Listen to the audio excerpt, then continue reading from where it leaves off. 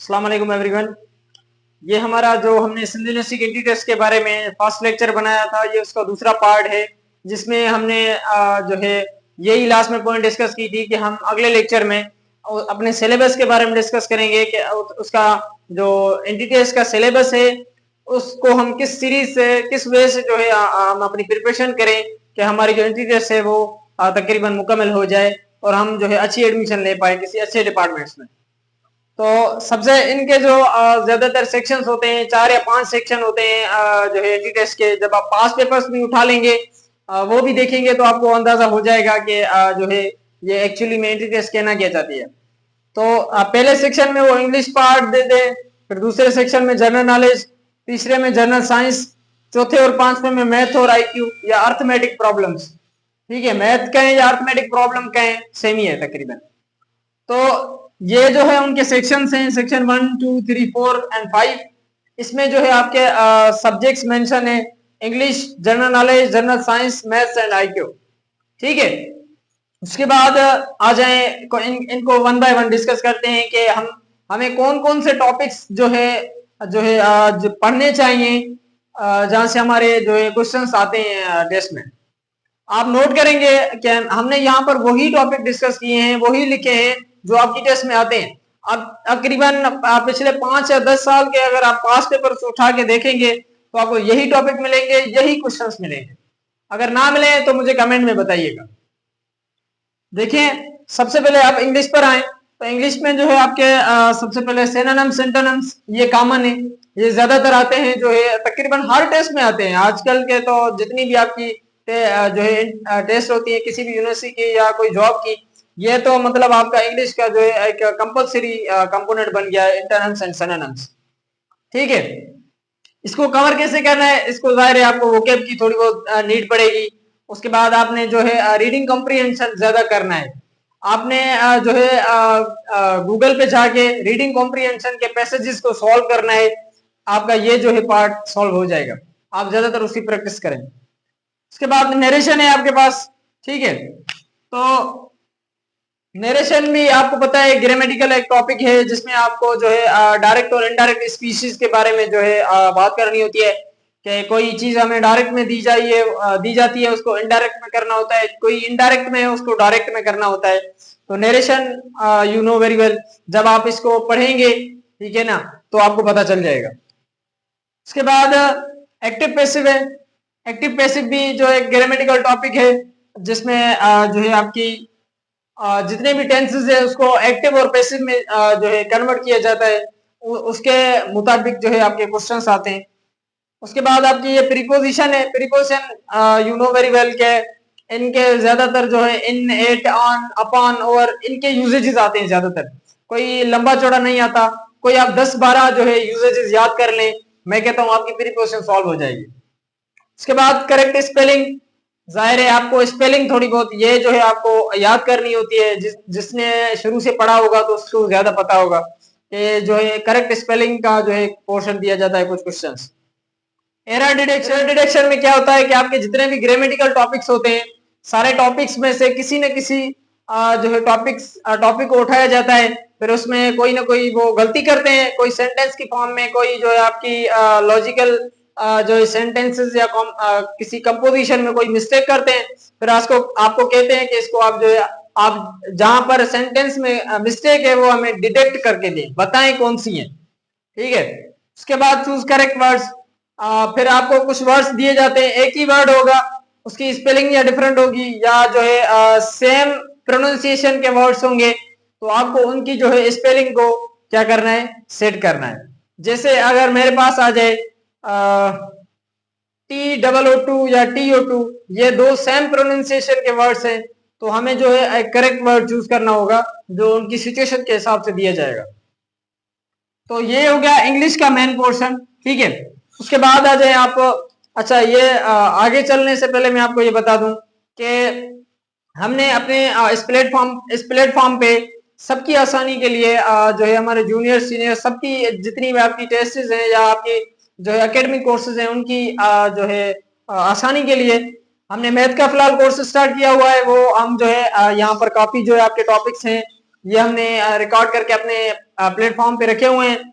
उसके बाद अब हम बारी बारी मैथ के बाद इंग्लिश, साइंस, आपकी जीके, हर कोर्स को जो है रिकॉर्ड करके अपने प्लेटफॉर्म पे रखेंगे ताकि जो है चीजों को समझने में आसानी हो। हम यही चाहते हैं कि हमारे पास जो जितने भी हमारे सीनियर या जूनियर स्टूडेंट्स हैं वो जो है अपनी काम में जो है स्मार्टनेस आने, उनके काम में जो है एक स्मार्टनेस आए। हम थोड़ा अपने काम को डिजिटलाइजेशन की तरफ जो है ना ले जाए, हमारा जो मेन मोटिव है वो यही है। तो आप भी ऐसा कीजिएगा। इनकी जो प्रिपरेशन है वो डिजिटल जो है आपके जितने भी गैजेट्स हैं, जितने भी आपके जो डिवाइसेस हैं, उनके थ्रू लैपटॉप, मोबाइल, आपको उस पर बहुत सारे प्लेटफॉर्म मिलेंगे जहां आप उनकी प्रिपरेशन करेंगे। ऐसी बहुत सी जो है आपकी प्लेटफॉर्म है, वेबसाइट्स हैं, जहां आप हर कोई भी आप टॉपिक सर्च करेंगे आपको उसके बारे में जो है आपके प्रैक्टिस के लिए भी कुछ ना कुछ दिया जाएगा, आपको समझाया भी जाएगा। तो आप भी थोड़ा अपने आप को बदलें, पढ़ने का जो है वे बदलें। ज्यादा बुक्स रटने की जरूरत नहीं है, वो आपको ज्यादा याद भी नहीं रहते।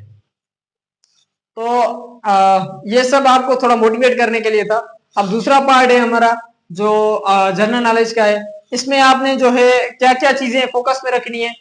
आपने जितने भी आपके मेन मेन कंट्रीज है ना, उनके आपने कैपिटल्स, करेंसीज, लैंग्वेजेस और वो किस कॉन्टिनेंट में है, ये चीजें याद रखनी है। आपने एक लिस्ट बनानी, मेन मेन कंट्रीज हैं उनकी लिस्ट बनानी है, उनके कैपिटल्स, करेंसीज, लैंग्वेजेस और किस कॉन्टिनेंट में है, ये चीजें जो आपने रिमेंबर करनी है जो आपके मेन मेन है overall the world.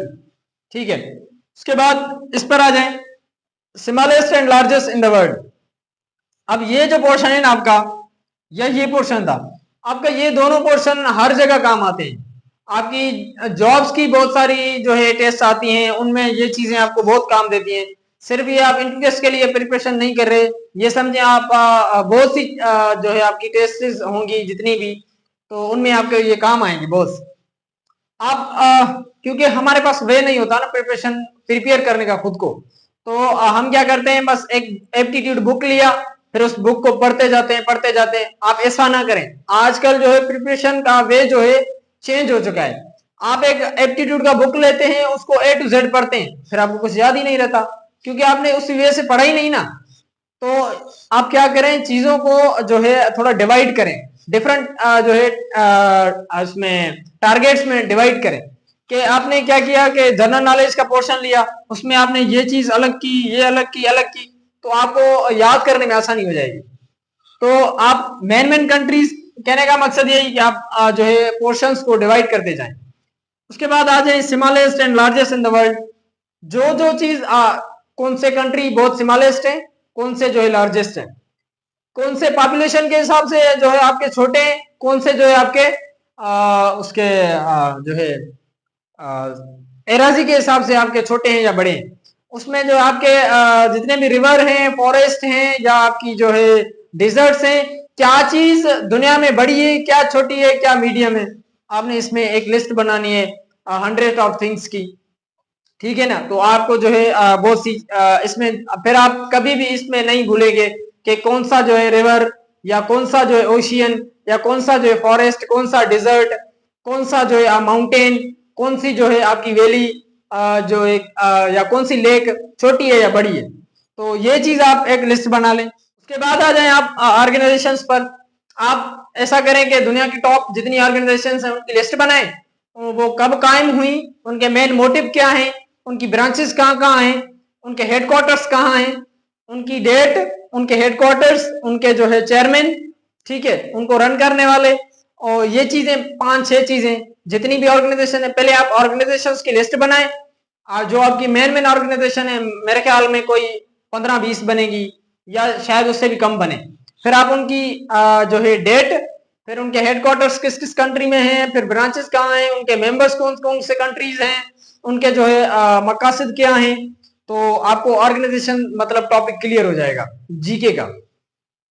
Mountains, rivers, deserts and forest. तो इसमें भी आपने यही करना है कि आपने देखना है कि दुनिया में कौन से बड़े कौन से छोटे माउंटेन्स हैं, कहाँ ज्यादा माउंटेन है, रिवर्स, डिजर्ट्स, फॉरेस्ट के बारे में जो है थोड़ी रिसर्च करनी है, लिस्ट बनानी है। मेन मेन कौन से हैं, कौन सा बड़ा है, कौन सा छोटा है, जैसे मैंने यहाँ कहा smallest and largest in the world. आप पाकिस्तान स्टडी पर, पाकिस्तान स्टडी में आपने जो है पाकिस्तान के मुतालिक कुछ इंफॉर्मेशन कलेक्ट करनी है, उनकी जितनी भी चीजें हैं, जो है नेशनल लैंग्वेज कौन सी है, नेशनल जो है आपका बर्ड कौन सा है, नेशनल फ्लैग कौन सा है, ठीक है ना। उसके बाद आप जो है प्रोविंसेस कितने हैं, डिस्ट्रिक्ट कितने हैं पूरे कंट्री में, जो है हमारे पास वैली है, माउंटेन्स हैं, क्या है क्या नहीं है, वो चीजें आपने जो है पीएस में थोड़ी बहुत जो है हमारे पास जो हमारी ज्योग्राफी है वो कहाँ है, हमारे जो है वेस्ट में कौन है, ईस्ट में कौन है, जो है नॉर्थ साउथ, इन चीजों के बारे में थोड़ी बहुत आपने क्या करनी है, डिस्कस जो है तैयारी करनी है, चीजों को सर्च करना है, आपको पता लग जाएगा। काफी चीजें ऐसी होती हैं जो सर्च करने से ही आपको माइंड में आ जाती हैं, उसको रटा लगाने की जरूरत नहीं पड़ती। इसके बाद आप जो है इस्लामियात पर आ जाएं, इस्लामियात की एक कैटेगरी बनाएं जिसमें आपने कुरानिक इंफॉर्मेशन को कलेक्ट करना है। उसके बाद जो है हमारे कितने जो है कुरान में किस पैगंबर का जिक्र है, और ठीक है ना, और अल्लाह ने जो है कुरान में क्या अहकामात नाजिल किए हैं, कुछ मेन होंगे, कुरान का जो है सब्जेक्ट्स कौन से हैं, ठीक है, कुरान की मीनिंग क्या है, कुरान के नाम कौन से हैं। फिर जो है आप इंफॉर्मेशन थोड़ी कलेक्ट करें हुजूर अकरम सल्लल्लाहु अलैहि वसल्लम के बारे में, कि आप सल्लल्लाहु अलैहि वसल्लम के जितने भी उसका फैमिली है उनके कुछ नाम, फिर जो है कितने उनमें जो है गजवात हुई, जो आप सल्लल्लाहु अलैहि वसल्लम ने जंगें की, उनके नाम कब हुई, क्या हुआ उसमें, ठीक है। उसके बाद आप प्रॉफिट्स जितने कुछ उनके मेन नाम्स, उनके इवेंट्स जो प्रॉफिट्स के साथ हुए, ठीक है ना, जैसे मूसा अलैहिस्सलाम के साथ फिरौन का वाकया, इब्राहिम अलैहिस्सलाम के साथ नमरूद का वाकया, ऐसे आपको प्रॉफिट्स की स्टोरीज मिलेंगी। तो वो आपने जो है थोड़ी इंफॉर्मेशन उसके बारे में कलेक्ट करनी है। जितने जितने हमारे प्रॉफिट्स जो कुरान में भी जिक्र हुए हैं या किताबों में मिलते हैं, मतलब आपने इस्लामियात की जो है बहुत सारी नॉलेज थोड़ी बहुत कलेक्ट करनी है, या जो है हमारा दीन इस्लाम के बारे में उसके जो बेसिक रुकन हैं, बेसिक कंडीशंस हैं, ठीक है ना, बेसिक शराइत हैं, वो आपने जो है पढ़ लेने, ठीक है ना। मतलब आपने इस्लामियात के बारे में जितनी आपसे हो सके आपने वो नॉलेज कलेक्ट करनी है और जो है अपने पास जमा करनी है, उसको प्रिपेयर करना है, थोड़ा बहुत उसके नोट्स बनाए, जैसे भी आपको जो सही लगे वो आप उसको प्रिपेयर करें। तो ये हो गया आपके इंग्लिश का पोर्शन और जनरल नॉलेज का पोर्शन, आपने ये आपको बहुत जगह काम आएंगे। उसके बाद जनरल साइंस पर आ जाएं, ठीक है। तो आपने ह्यूमन बॉडी के बारे में जो है थोड़ी बहुत रिसर्च करनी है, जितने उसके मेन पार्ट्स हैं उसके बारे में आपको जो है बहुत सारी इंफॉर्मेशन मिल जाएगी डिफरेंट प्लेटफॉर्म से। फिर आपने जो है केमिस्ट्री से रिलेटेड है, प्रोडक्ट टेबल, उसकी एटॉमिक नंबर, एटॉमिक मासेस, या फिर आप उसके सिंबल्स या कुछ फार्मूलाज वो आपने कुछ माइंड में रखने।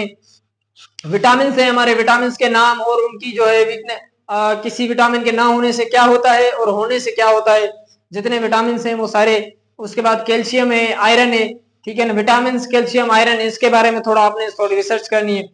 एनिमल्स, बेसिक एनिमल्स के बारे में थोड़ी रिसर्च करनी है कि एनिमल और इंसान में, ह्यूमन बॉडी में फर्क क्या है और उनके कौन कौन से मेन पार्ट्स हैं, ठीक है ना।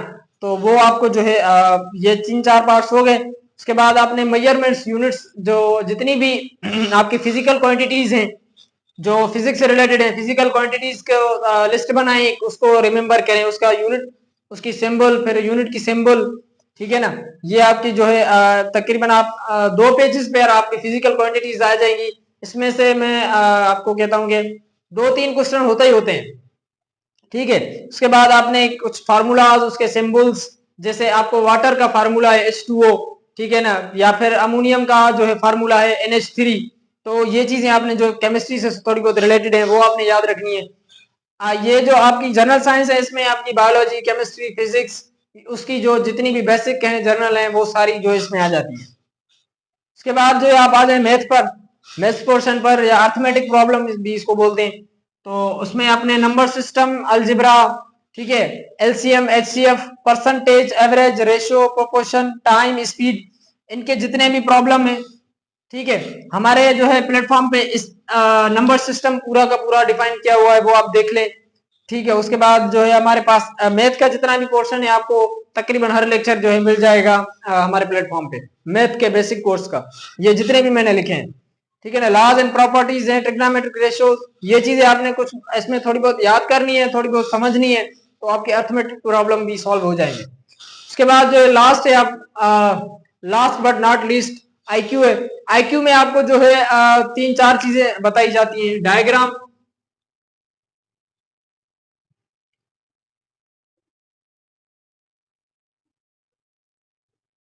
Number series, letter series, pictures, ठीक है। उसके बाद जो है आपकी वो माइंड से रिलेटेड होते हैं कि आपको जो है लॉजिकल क्वेश्चन दिए जाते हैं, आपको उस क्वेश्चन को देखकर आपने जो है करेक्ट आंसर करना होता है। डायग्राम्स, कुछ ज्योमेट्रिकल डायग्राम होती हैं, कोई जो है आपका ट्राइंगल होगा, कोई स्फेरिकल होगा, कोई स्क्वायर होगा, उसमें कुछ मिसिंग होगा, कोई जो है आपका एरो की फॉर्म में शेप होगी, उसमें कुछ मिसिंग होगा, तो वो आपको ऑप्शंस में दिया जाएगा। आईक्यू जैसे इंटेलिजेंस क्वेश्चन, आईक्यू का फुल फॉर्म ही इंटेलिजेंस क्वेश्चन है, तो वो जो है, या फिर आपकी नंबर सीरीज के बारे में, लेटर सीरीज के बारे में आपके क्वेश्चंस होंगे जो आपकी सिचुएशन बेस्ड होंगे, आप देख के उनको जो है क्लियर कर सकेंगे। जो आपको बेस्ट ऑप्शन लगेगा वो आप चूज करेंगे। तो यही था syllabus Sindhu university entry test का। ये सिर्फ ना आपको सिंधु यूनिवर्सिटी, बहुत सारी यूनिवर्सिटीज में आपको जो है बहुत बेनिफिशियल होगा। एंट्री टेस्ट, जॉब टेस्ट, बहुत सारी चीजों में अगर ये चीजें आपने प्रिपेयर कर ली एक बार, तो समझे आपको हर टेस्ट में 70 से 60% जो है आपके क्वेश्चन सॉल्व हो जाएंगे। तो बस मिलते रहेंगे अगली वीडियोस में। अपना ख्याल रखिएगा और हमारे चैनल को देखते रहिएगा। शुक्रिया, अल्लाह हाफिज।